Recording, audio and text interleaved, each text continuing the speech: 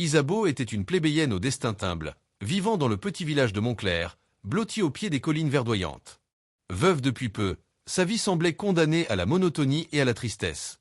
Son mari, un modeste forgeron, avait succombé à une fièvre foudroyante, laissant derrière lui une maison vide et des souvenirs douloureux. Chaque matin, elle arpentait les ruelles du village, ses pas résonnant sur les pavés humides, tandis que les habitants murmuraient à propos de son malheur. Mais Isabeau n'avait jamais été une femme ordinaire. Derrière son regard triste se cachait une force insoupçonnée, une résilience née de la douleur. Un matin de printemps, alors qu'elle s'occupait des affaires de la maison, une délégation du château voisin arriva, apportant des nouvelles qui allaient bouleverser sa vie. Le seigneur du domaine, le puissant chevalier Roland de Valcourt, était dans un état critique après un duel sanglant avec des brigands. La rumeur disait qu'il ne se réveillerait jamais. Mais ce n'était pas là l'essentiel. Le seigneur avait, selon la tradition et certains pactes anciens, décidé qu'Isabeau devait l'épouser, même si le chevalier était plongé dans un sommeil profond. La nouvelle tomba sur elle comme un éclair. Elle, simple plébéienne veuve, devait désormais entrer dans le monde clos et impitoyable de la noblesse. Le château, imposant et froid, s'élevait comme un géant de pierre au sommet de la colline. Lorsqu'Isabeau franchit le pont-levis pour la première fois, elle fut assaillie par un mélange de peur et de fascination. Les murs étaient ornés de tapisseries représentant des batailles et des conquêtes, et l'air résonnait des pas des serviteurs et des gardes. On la guida jusqu'à la chambre où reposait le chevalier. Étendu sur un lit au drap de soie, Roland paraissait irréel, figé dans une immobilité que seuls les dormeurs éternels connaissent. Son visage portait les marques d'une vie de combat, mais il avait conservé une beauté noble qui fit frissonner Isabeau. Le mariage fut célébré selon les rites anciens, mais personne ne se fit d'illusions. L'union était purement formelle, un contrat plus qu'un lien de cœur. Les nobles du château observaient la jeune femme avec un mélange de curiosité et de condescendance. Certains chuchotaient que jamais un amour ne pourrait naître de cette situation grotesque. Mais Isabeau possédait un esprit farouche et une intuition que même les conventions ne pouvaient étouffer. Les jours passèrent et Isabeau s'installa dans le château, se familiarisant avec ses salles labyrinthiques et ses jardins mystérieux. Elle s'émerveillait des bibliothèques remplies de manuscrits anciens et des armures qui semblaient renfermer l'âme des guerriers disparus. Les serviteurs, au début méfiants, commencèrent à apprécier sa simplicité et sa gentillesse. Elle découvrit bientôt que le château recelait de secrets que peu osaient explorer. Passages cachés derrière des bibliothèques, couloirs oubliés sous les cuisines, et même des jardins souterrains où les plantes rares prospéraient à l'abri des regards. Un soir, alors qu'elle errait seule dans le couloir principal, Isabeau entendit un bruit étrange venant de la chambre du chevalier. Une lueur douce éclairait les murs, comme si le soleil s'était infiltré malgré la nuit. En s'approchant, elle sentit une vibration dans l'air, une chaleur subtile qui émanait du corps endormi de Roland. Contre toute attente, le chevalier ouvrit les yeux. Il ne dit rien au début, la regardant avec un mélange de confusion et de reconnaissance. Sa voix, lorsqu'il parla enfin, était rauque mais emplie d'une douceur surprenante. « Qui êtes-vous, vraiment ?» Isabeau, bien que tremblante, répondit avec franchise et courage. Elle lui raconta sa vie simple, ses épreuves et son chagrin, et quelque chose dans le regard du chevalier changea. La glace du coma semblait se fissurer, et pour la première fois depuis des mois, il esquissa un sourire timide. Les jours suivants, une routine étrange mais magique s'installa. Isabeau prenait soin de lui, lisant des histoires, chantant doucement et lui racontant des anecdotes du village. Peu à peu, un lien invisible se tissa entre eux, un mélange de gratitude, de curiosité et d'émotion naissante. Mais le château n'était pas un lieu sûr. Les ennemis de Roland n'avaient pas oublié sa puissance, et des complots se tramaient dans l'ombre. Un mystérieux chevalier noir, aux intentions obscures, fut aperçu rôdant autour des remparts, et des lettres anonymes menaçaient la jeune épouse. Isabeau, loin d'être effrayée, décida de prendre les choses en main. Grâce à son intelligence et à son courage, elle découvrit les passages secrets par lesquels les ennemis comptaient pénétrer et prépara des pièges ingénieux. Son audace impressionna Roland, qui, même affaibli, comprit qu'il avait trouvé en elle plus qu'une épouse, une alliée, peut-être même l'âme sœur qu'il avait toujours espérée. L'hiver arriva, recouvrant le château d'un manteau de neige immaculée. La solitude de ces longues nuits rapprocha encore les deux cœurs. Ils parlaient à voix basse, partageant leurs rêves, leurs regrets et leurs espoirs pour l'avenir. Un soir, devant la cheminée crépitante, Roland confia à Isabeau ses peurs et ses faiblesses. Elle l'écouta avec une attention douce mais ferme, et lorsqu'il osa enfin poser sa main sur la sienne, un frisson parcourut ses deux corps. Ce simple geste scella un pacte invisible. Malgré les conventions, malgré la différence de statut, ils étaient désormais liés par une affection profonde et sincère. Le printemps suivant apporta des changements inattendus. La santé de Roland s'améliorait rapidement, et avec chaque jour de force retrouvée, son admiration pour Isabeau grandissait. Les habitants du village, sceptiques au début, vinrent saluer leur chevalier revenu de l'ombre et découvrir une jeune femme transformée, rayonnante de courage et de dignité. Les nobles, eux, durent reconnaître que la plébéienne veuve avait su conquérir non seulement le cœur de Roland, mais aussi le respect de tout le domaine. Un soir d'été, au sommet de la tour la plus haute du château, Roland et Isabeau contemplaient le soleil couchant. Les couleurs flamboyantes embrasaient les collines et les champs en contrebas. Le chevalier murmura « Jamais je n'aurais cru qu'une vie si simple pouvait contenir tant de force et d'amour, et pourtant, c'est toi qui me l'as montré. » Isabeau, ému, répondit en serrant sa main « Nous avons survécu aux ombres ensemble. Maintenant, nous pouvons créer notre propre lumière. » Ainsi, de l'union forcée et improbable naquit une histoire d'amour véritable, un lien indestructible forgé par le destin et le courage. Isabeau, la plébéienne veuve, et Roland, le chevalier ressuscité de son coma, vécurent des années de bonheur inattendu, transformant le château en un lieu où l'amour, le respect et la loyauté régnaient au-dessus de toute convention. Et personne, pas même les plus sceptiques, n'aurait pu imaginer qu'un mariage imposé par le devoir deviendrait la plus belle légende du royaume. Les jours se succédaient au château, et avec eux, de nouvelles révélations sur les secrets du domaine. Isabeau découvrit qu'une aile entière, fermée depuis des décennies, renfermait des archives anciennes et des reliques oubliées. Parmi elles, un carnet poussiéreux appartenant à un ancêtre de Roland relatait l'existence d'un trésor caché, mais surtout d'un pacte secret conclu avec un ordre de chevaliers mystérieux. Chaque page révélait des énigmes, des codes à déchiffrer et des dangers à éviter. Isabeau, fasciné, se plongea dans cette quête, combinant son instinct de plébéienne avec son intelligence et son courage. Roland, désormais pleinement réveillé, l'accompagnait, mais c'est souvent elle qui trouvait les solutions aux énigmes les plus obscures. Alors que la rumeur de la renaissance de Roland se répandait, le royaume fut secoué par l'arrivée d'une messagère énigmatique. Elle portait une missive scellée de cire noire, contenant une menace à peine voilée. Un ancien ennemi de la famille de Roland cherchait à s'emparer du château et de ses secrets. La jeune épouse, loin d'être intimidée, proposa un plan audacieux. Elle entraîna les villageois et les serviteurs dans un système de défense ingénieux, utilisant les passages secrets et les mécanismes anciens découverts dans les archives. La stratégie était risquée, mais Isabeau avait compris que la peur ne servait à rien face à la détermination et à l'unité. Pendant ce temps, une transformation subtile s'opérait entre elle et Roland. Leur complicité grandissait à chaque épreuve. Les nuits blanches passées à déchiffrer les manuscrits et à préparer des pièges tissèrent entre eux un lien indéfectible. Les conversations, d'abord prudentes et formelles, devinrent des confidences sincères, des échanges d'âme à âme. Chaque regard portait désormais un message silencieux, chaque geste révélait un attachement profond. Ils riaient ensemble des maladresses de certains serviteurs, s'émerveillaient des fleurs rares des jardins souterrains et partageaient des silences qui parlaient plus fort que les mots. Un soir, alors que la lune baignait le château d'une lumière argentée, une épreuve majeure survint. Le chevalier noir, dont la présence inquiétante avait été ressentie pendant des semaines, lança son attaque. Les murs tremblaient sous le fracas des armes, et l'air était saturé d'une tension palpable. Mais Isabeau, avec une audace qui surprit même Roland, guida les défenseurs à travers des passages secrets, tendit des pièges et utilisa le terrain à leur avantage. La bataille fut acharnée, mais grâce à sa stratégie et à son courage, ils repoussèrent les assaillants. Ce jour-là, Roland comprit que sa femme n'était pas seulement son égale, mais son héroïne. Après la tempête, le calme revint, mais la vie au château ne fut plus jamais la même. Isabeau et Roland étaient désormais considérés comme un couple légendaire, symbole d'amour, de courage et de résilience. Les villageois, inspirés par leur force et leur loyauté, commencèrent à participer davantage à la vie du domaine. Les fêtes au château devinrent des célébrations où l'on honorait non seulement la noblesse, mais aussi le courage humble des habitants du village. Isabeau, autrefois plébéienne oubliée, était désormais respectée et admirée, mais elle avait conservé sa simplicité et sa chaleur humaine. Au fil des saisons, leur amour s'approfondit. Ils découvrirent ensemble les mystères des anciennes archives, révélant des légendes oubliées, des trésors cachés et même des remèdes anciens qui sauvaient les habitants du village. Chaque découverte renforçait leurs liens, et chaque défi surmonté consolidait la confiance et la complicité entre eux. Roland, qui avait toujours cru que la noblesse et la force physique suffisaient pour gouverner, comprit que le véritable pouvoir résidait dans le cœur, la sagesse et l'intuition. Et Isabeau, forte de ses épreuves et de ses victoires, devint une femme capable de changer le destin d'un royaume. Mais le destin avait encore une surprise en réserve.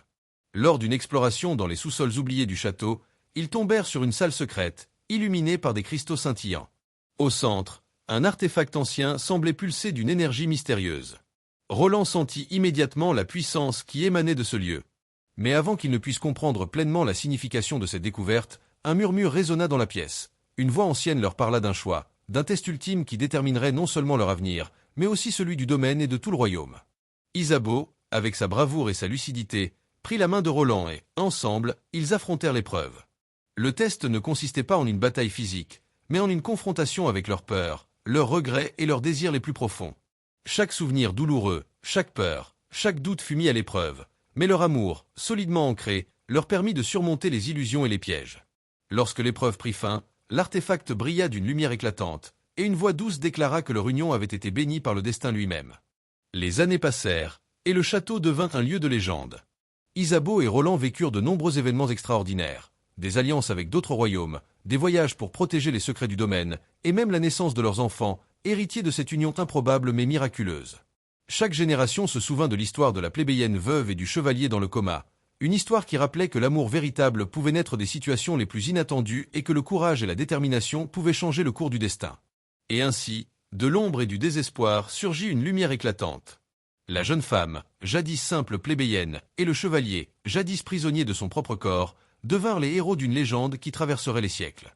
Leurs noms furent gravés dans les annales du royaume, mais surtout, leur histoire continua de vivre dans le cœur de ceux qui croyaient que l'amour, la bravoure et la foi en soi pouvaient triompher de tous les obstacles. Le château de Montclair, autrefois symbole de pouvoir et de rigidité, devint un sanctuaire d'amour et de courage, et personne, jamais, n'oublierait l'incroyable destin d'Isabeau et de Roland. Avec le temps, Montclair devint plus qu'un simple château, c'était un carrefour de destinée et de secrets. Les voyages que Roland et Isabeau entreprirent les menèrent à travers des forêts enchantées, des montagnes oubliées et des villages reculés où la magie ancienne semblait encore vibrer dans l'air. Chaque lieu apportait son lot de mystères et d'épreuves. Dans la forêt de Brumelune, ils découvrirent une clairière où des druides anciens avaient gravé des symboles qui prédisent les alliances et trahisons futures. Isabeau, curieuse et perspicace, réussit à déchiffrer ces signes, découvrant qu'un traître se trouvait parmi les conseillers du château. Le traître n'était autre qu'un noble ambitieux, jaloux de l'influence grandissante d'Isabeau sur Roland et le peuple. Il fomenta des complots subtils, manipulant des rumeurs et semant la discorde dans les villages voisins. Mais Isabeau, avec son intelligence et son intuition de plébéienne, déjoua chaque manœuvre. Une nuit, déguisée en voyageuse ordinaire, elle infiltra la salle des archives secrètes pour découvrir les preuves des machinations du noble. Ce fut à cette occasion que Roland réalisa combien sa femme avait changé. Elle n'était plus seulement l'épouse du chevalier, mais une véritable stratège. Stratège, capable de sauver non seulement le château mais tout le royaume. Parallèlement, leur amour ne fit que croître. Chaque périple, chaque danger affronté ensemble renforçait le lien invisible mais indestructible qui les unissait. Le chevalier, autrefois solitaire et concentré sur le pouvoir et la gloire, apprit à se laisser guider par la sagesse et le courage d'Isabeau. Elle, quant à elle, découvrit en Roland un cœur profondément tendre et loyal, capable de douceur et de passion. Les soirs où ils revenaient victorieux de leurs aventures, ils partageaient des instants de complicité qui semblaient suspendus hors du temps. Des promenades dans les jardins illuminés par la lune, des récits au coin du feu ou des danses improvisées dans la grande salle du château. Un autre mystère surgit lorsqu'un messager arriva, portant une lettre d'un royaume lointain. La missive évoquait une prophétie concernant un artefact ancien, capable de conférer un pouvoir immense à quiconque le posséderait. L'artefact, disait-on, avait été dispersé en 3 fragments, chacun caché dans un lieu protégé par des énigmes et des gardiens redoutables. Roland et Isabeau comprirent immédiatement que leur mission n'était pas terminée. S'ils voulaient protéger leur royaume et leurs proches, ils devaient entreprendre cette quête périlleuse. La première étape les mena aux monts argentés, où des cavernes anciennes renfermaient des pièges et des énigmes ancestrales. Là encore, Isabeau se montra plus perspicace que n'importe quel chevalier. Elle interpréta des inscriptions anciennes, déjoua des mécanismes complexes et guida Roland à travers des passages que lui seul n'aurait jamais osé explorer. Mais l'aventure ne se limita pas à la découverte des artefacts. Sur leur route, ils rencontrèrent des alliés inattendus, des mercenaires repentis, des érudits excentriques et même des créatures magiques douées de parole, toutes fascinées par le courage et la détermination du couple. Certaines figures, d'abord ambiguës, se révélèrent cruciales pour leur succès, tandis que d'autres nourrissaient des intentions troubles, testant leur confiance et leur discernement. Chaque rencontre apportait des leçons sur la loyauté, l'amour et la nécessité de rester unis face aux forces qui cherchaient à diviser. Au château, les conséquences de leurs aventures se faisaient sentir. Les habitants, inspirés par les exploits d'Isabeau et de Roland, prenaient davantage d'initiatives pour protéger le domaine et aider les plus vulnérables. Des marchés florissants s'organisaient, des écoles voyaient le jour, et la culture prospérait. La plébéienne veuve, devenue reine par son courage et sa sagesse, était désormais un symbole vivant de résilience et de justice. Même les nobles les plus sceptiques admiraient sa capacité à allier intelligence, audace et compassion. Alors que le couple poursuivait la quête des artefacts, un danger encore plus grand se profilait. Un seigneur étranger, autrefois allié, avait décidé de s'emparer du royaume en exploitant la prophétie. Sa flotte approchait par la mer, et ses armées avanceraient bientôt à pied. Isabeau et Roland durent redoubler d'ingéniosité. Grâce à une combinaison de stratégie militaire et d'astuces intellectuelles, ils organisèrent une défense qui détourna les forces ennemies, tout en menant simultanément la récupération des artefacts. Chaque victoire rapprochait le couple de leur objectif, mais le prix de l'échec semblait de plus en plus élevé. À la fin de l'année, après de nombreuses batailles, découvertes et énigmes résolues, le dernier fragment de l'artefact fut sécurisé. Leur royaume était désormais protégé contre ceux qui convoitaient le pouvoir. Plus important encore, Roland et Isabeau avaient grandi ensemble. De simples partenaires forcés par le destin, ils étaient devenus un couple légendaire, unis par l'amour, le courage et la confiance. Leur histoire circulait dans tout le royaume, inspirant poètes, bardes et habitants à croire que même les situations les plus improbables pouvaient se transformer en triomphe. Le château, autrefois symbole d'autorité et de rigueur, était maintenant un phare de lumière, d'amour et d'espoir. Les jardins, les bibliothèques et les passages secrets devinrent des lieux où les histoires étaient racontées et les légendes partagées. Et au sommet de la plus haute tour, chaque soir, Isabeau et Roland contemplaient le ciel étoilé, se tenant par la main et rappelant que, peu importe les épreuves, l'amour et la détermination pouvaient surmonter tout obstacle. L'histoire de Montclair prit un tournant inattendu lorsqu'un messager venu des terres lointaines du Nord arriva au château. Il portait une lettre scellée du sceau d'un ancien ordre de chevaliers, affirmant connaître le passé de Roland et ses liens secrets avec des royaumes oubliés. Selon ce document, le chevalier avait autrefois promis fidélité à un ordre mystique qui veillait sur des artefacts de grande puissance, dont certains étaient liés à l'artefact qu'il et Isabeau venaient de sécuriser. Le poids de cette révélation troublait Roland. Il se rendit compte que son destin n'était pas seulement lié au château et à son peuple, mais à une lutte bien plus vaste, impliquant des forces qu'il ne comprenait pas entièrement. Isabeau, toujours perspicace, l'encouragea à affronter la vérité plutôt que de l'éviter. Ensemble, ils décidèrent de partir vers le nord, guidés par les cartes anciennes et les indices contenus dans le manuscrit du messager. Le voyage les mena à travers des contrées inexplorées, parmi des montagnes enneigées, des vallées brumeuses et des forêts où des créatures oubliées semblaient les observer. Chaque étape était un mélange de dangers physiques et de défis intellectuels, et chaque épreuve rapprochait le couple d'une compréhension plus profonde du monde et d'eux-mêmes. Dans une vallée cachée, ils rencontrèrent une tribu isolée, gardienne d'une magie ancienne et puissante. La tribu, méfiante au début, fut conquise par l'honnêteté et la bravoure d'Isabeau, qui réussit à traduire et interpréter des symboles ancestraux que même Roland ne comprenait pas. Elle découvrit que certains des artefacts détenaient la capacité non seulement de protéger, mais aussi de guérir et d'influencer le destin des êtres humains. Cette connaissance apporta un nouveau poids à leur quête. Ils ne cherchaient plus uniquement à protéger le royaume, mais à préserver l'équilibre du monde lui-même. Cependant, toutes les rencontres ne furent pas amicales. Une faction de nobles déchus, menée par le traître exilé qui avait tenté autrefois de s'emparer du château, cherchait à exploiter le pouvoir des artefacts pour renverser tous les royaumes voisins. Isabeau et Roland furent confrontés à des embuscades, des énigmes mortelles et des trahisons de ceux qu'ils croyaient alliés. Dans l'une des confrontations, un ancien compagnon de Roland, qu'il pensait disparu depuis des années, se révéla être à la tête de la rébellion. Le choc de cette trahison secoua le chevalier, mais le soutien et la clairvoyance d'Isabeau lui permirent de garder le contrôle et de trouver une solution qui sauva des vies. Au milieu de ces épreuves, des romances secondaires émergèrent. Des guerriers et des érudits rencontrés lors de leur voyage développèrent des liens subtils et touchants avec certains habitants du château et des villages voisins, enrichissant l'univers de Montclair de récits parallèles et d'histoires d'amour inattendues. Isabeau, tout en soutenant ces alliances, restait le cœur du couple principal, guidant chaque décision par la sagesse et l'intuition. Un soir, alors qu'ils atteignaient enfin la forteresse nordique où le dernier artefact devait être protégé, ils découvrirent un portail ancien, entouré de runes luminescentes. Le portail semblait vivant, pulsant avec l'énergie des artefacts qu'ils avaient rassemblés. Pour le franchir, il fallait une parfaite harmonie entre courage, amour et sacrifice. Isabeau et Roland, conscients que leur union et leur confiance mutuelle étaient la clé, unirent leurs mains et leurs esprits, et le portail s'ouvrit dans un éclat aveuglant de lumière. De l'autre côté se trouvait un sanctuaire ancien, où les secrets de l'ordre mystique attendaient d'être révélés. Là, ils découvrirent la vérité sur les ancêtres de Roland, sur la prophétie qui liait leur destin et sur le rôle d'Isabeau dans l'accomplissement de ce destin. Elle, simple plébéienne devenue reine par courage et intelligence, était en réalité l'élément manquant qui permettrait de stabiliser le pouvoir des artefacts et de protéger le royaume contre les forces qui cherchaient à le corrompre. Roland comprit alors que leur rencontre, leur mariage imposé et toutes les épreuves qu'ils avaient traversées n'étaient pas des hasards, mais des éléments essentiels d'un plan bien plus vaste. À la fin de cette quête, Montclair ne fut plus seulement un château, mais un symbole vivant d'amour, de courage et de sagesse. Le couple, désormais légendaire, avaient survécu à des complots, des trahisons, des batailles et des mystères, transformant chaque obstacle en leçon et chaque victoire en témoignage de leur union indestructible.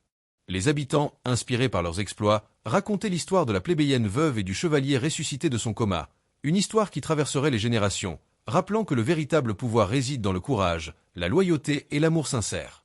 Après leur découverte du sanctuaire nordique et de la prophétie, Isabeau et Roland comprirent que leur mission était loin d'être terminée. Le royaume de Montclair n'était qu'un point sur une vaste carte où d'anciens ordres, royaumes oubliés et sociétés secrètes tissaient des intrigues depuis des siècles. Le couple devait maintenant s'aventurer au-delà des frontières connues, là où la politique, la magie et le destin s'entremêlaient dangereusement. Le premier voyage les mena au royaume de Lysandre, un territoire prospère mais troublé par la guerre civile. Le roi déchu, frère cadet d'un souverain tyrannique, détenait des connaissances anciennes sur les artefacts et leur pouvoir. Pour obtenir son aide, Isabeau et Roland durent naviguer dans un labyrinthe de trahisons, alliances fragiles et duperies subtiles. Isabeau, grâce à sa sagesse et à son intuition, découvrit rapidement que plusieurs conseillers royaux complotaient pour usurper le trône. Elle déjoua leurs plans grâce à des alliances secrètes avec des espions loyaux et des villageois qu'elle avait aidés lors de ses précédentes quêtes. Roland, impressionné, comprit une fois de plus que son épouse n'était pas seulement son égale, mais souvent la seule capable de résoudre des énigmes que lui seul ne pouvait déchiffrer. Pendant ce temps, des romances secondaires émergèrent dans les royaumes qu'il traversait. Une jeune érudite de Lysandre, fascinée par les exploits d'Isabeau et Roland, tomba amoureuse d'un chevalier du cortège, tandis qu'un mercenaire au cœur d'or protégeant les artefacts développa un lien secret avec une prêtresse du Nord. Ces histoires parallèles enrichissaient l'univers et montraient que l'amour et le courage pouvaient naître dans les situations les plus inattendues. De retour à Montclair, le couple découvrit que le traître exilé n'avait pas renoncé à ses ambitions. Il avait formé une alliance avec un mystérieux sorcier des terres orientales, capable de manipuler la réalité et de corrompre les esprits. Les attaques contre le château devinrent plus sournoises, mêlant illusions, manipulation politique et attaques nocturnes. Isabeau, forte de son expérience et de son intelligence, organisa un réseau de surveillance utilisant les passages secrets du château et la loyauté des villageois. Roland entraîna ses chevaliers à la vigilance et à la prudence, mais il comprit vite que sans la clairvoyance et la stratégie d'Isabeau, même sa force et son expérience ne suffiraient pas. Lors d'une confrontation majeure dans la forêt de Brumelune, le sorcier tenta de capturer l'artefact le plus puissant. Une bataille éclata, mêlant magie, épée et ruse. Isabeau et Roland durent non seulement combattre, mais aussi protéger ceux qui les accompagnaient. Grâce à leur union et à leur compréhension mutuelle, ils réussirent à repousser l'ennemi et à sécuriser l'artefact. Mais cette victoire révéla un autre mystère, l'existence d'un artefact encore plus ancien, capable de modifier le cours du temps lui-même. Cette révélation bouleversa le couple. Manipuler le temps pouvait sauver des vies, mais c'était également un pouvoir dangereux, susceptible de corrompre le cœur des hommes. Isabeau et Roland décidèrent de se lancer dans une quête encore plus périlleuse pour trouver cet artefact et s'assurer qu'il resterait entre de bonnes mains. Leur voyage les mena à travers des contrées glacées, des montagnes volcaniques et des cités perdues, où ils affrontèrent non seulement des ennemis humains, mais aussi des créatures légendaires et des énigmes ancestrales. Au fil des aventures, le lien entre Roland et Isabeau se renforça de manière prodigieuse. Ils apprirent à communiquer sans mots, à anticiper les mouvements de l'autre, et à puiser dans la force de leur union pour surmonter les épreuves les plus impossibles. Leur cœur était désormais indissociable. Chaque victoire, chaque épreuve et chaque décision étaient partagées, formant une symbiose rare et puissante. Mais les épreuves n'étaient pas seulement physiques. Le couple dut affronter ses propres peurs et doutes. Roland, hanté par ses erreurs passées et la peur de perdre ceux qu'il aimait, trouva dans la patience et la sagesse d'Isabeau la force de se réconcilier avec lui-même. Isabeau, malgré sa bravoure, dut confronter la peur de l'échec et le poids du destin qui pesait sur ses épaules. Ensemble, ils découvrirent que le véritable courage ne réside pas seulement dans la force physique ou les stratégies, mais dans la confiance mutuelle et la capacité à affronter ses propres faiblesses. Dans les royaumes voisins, leur légende se répandit. Des bardes racontaient l'histoire de la plébéienne veuve et du chevalier ressuscité, de leur bataille contre les sorciers, des quêtes pour protéger les artefacts et des alliances formées grâce à leur intelligence et leur courage. Des poètes chantaient la force de leur amour, capables de résister à toutes les tempêtes et à tous les complots. Les royaumes, inspirés, commencèrent à coopérer et à défendre la justice, prenant exemple sur la sagesse et la bravoure du couple.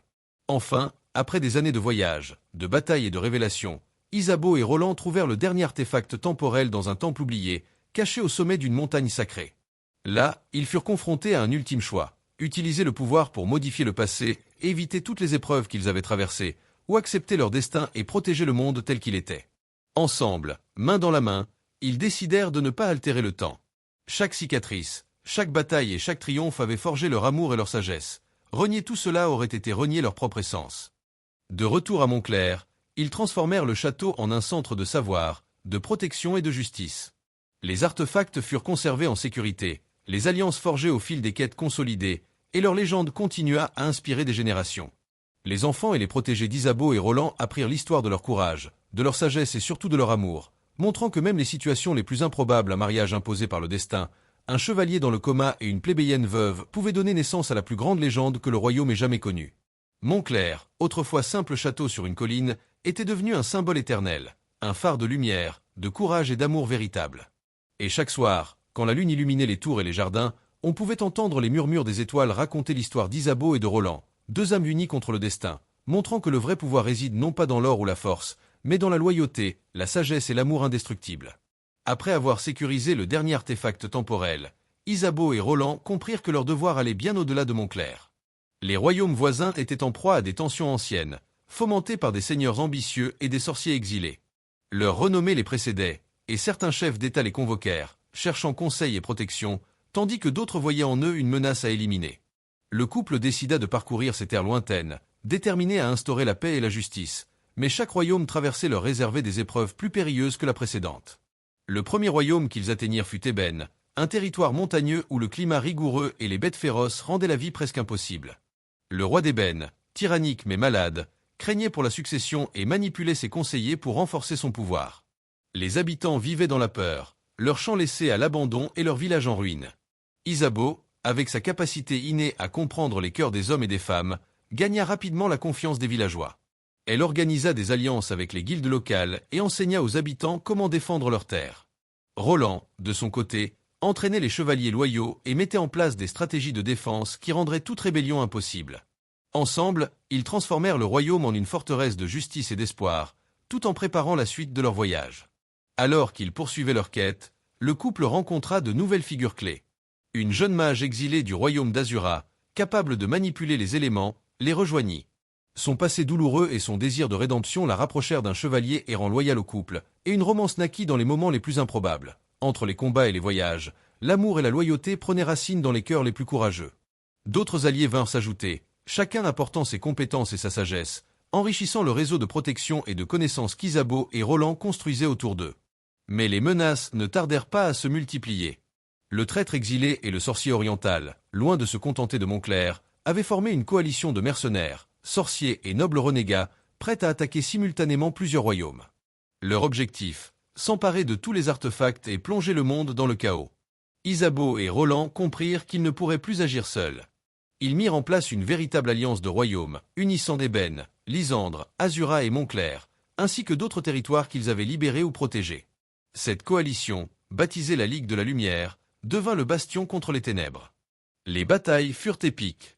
Des armées s'affrontèrent dans des plaines enneigées, des forêts mystérieuses et des vallées ensorcelées. Les sorciers du traître utilisaient des illusions et des malédictions, tandis que les alliés d'Isabeau et Roland répondaient par magie protectrice et stratégie militaire. Dans l'une des batailles les plus décisives, au sommet de la montagne des ombres, le couple affronta directement le sorcier et le traître. Le combat mêla épée, sort et ruse tactique, chaque mouvement étant dicté par l'intuition et la synchronisation parfaite du couple. Roland protégeait Isabeau, tandis qu'elle anticipait les attaques et trouvait les points faibles de leurs ennemis. Leur union, forgée par des années de confiance et de combats partagés, surpassait toute magie ou force brute. Parallèlement au conflit, de nouvelles intrigues politiques émergèrent. Certains nobles cherchaient à profiter du chaos pour prendre le pouvoir dans des royaumes affaiblis, tandis que d'autres conspirateurs tentaient de manipuler les alliances en leur faveur. Isabeau, en plus de ses compétences martiales et stratégiques, devint diplomate et juge, utilisant sa sagacité pour détecter les traîtres, apaiser les conflits et rétablir la justice. Roland, conscient que sa force seule ne suffisait plus, lui confia le rôle de guide moral et stratégique, acceptant que leur succès reposait autant sur l'intelligence et l'amour que sur l'épée. Au fil des années, le couple bâtit un véritable réseau de protection et de sagesse à travers les royaumes. Les artefacts furent sécurisés dans des lieux sacrés, gardés par des ordres loyaux et des enchantements puissants. Les alliances forgées lors des quêtes précédentes assurèrent la stabilité politique et la prospérité des territoires. Les romances secondaires, qui avaient émergé parmi les alliés et les habitants, renforçaient la cohésion et l'espoir dans le monde. Chaque victoire et chaque alliance consolidaient l'influence d'Isabeau et Roland, non pas par ambition, mais par leur désir sincère de protéger et d'inspirer. Alors qu'ils semblaient enfin atteindre la paix, Une ultime révélation secoua leur univers. Une ancienne prophétie mentionnait l'existence d'un dernier artefact, le plus puissant de tous, capable non seulement de protéger ou de détruire, mais aussi de révéler les vérités cachées du cœur des hommes. Son pouvoir pouvait discerner l'amour véritable, la loyauté sincère et les intentions les plus profondes. Isabeau et Roland comprirent que leur plus grand défi n'était pas seulement de le trouver, mais de résister à la tentation de l'utiliser pour manipuler les royaumes ou les individus. Leur quête finale les mena à travers des temples engloutis, des cités perdues et des royaumes oubliés, où ils affrontèrent des énigmes qui défiaient l'esprit et le cœur. Chaque épreuve renforçait leur union. Ils durent affronter des illusions qui montraient des versions alternatives de leur vie, des tentations de pouvoir et des visions de trahison parmi leurs proches. Mais leur amour, forgé dans la douleur, les combats et la confiance mutuelle, leur permit de surmonter chaque illusion et de garder leur objectif pur et noble.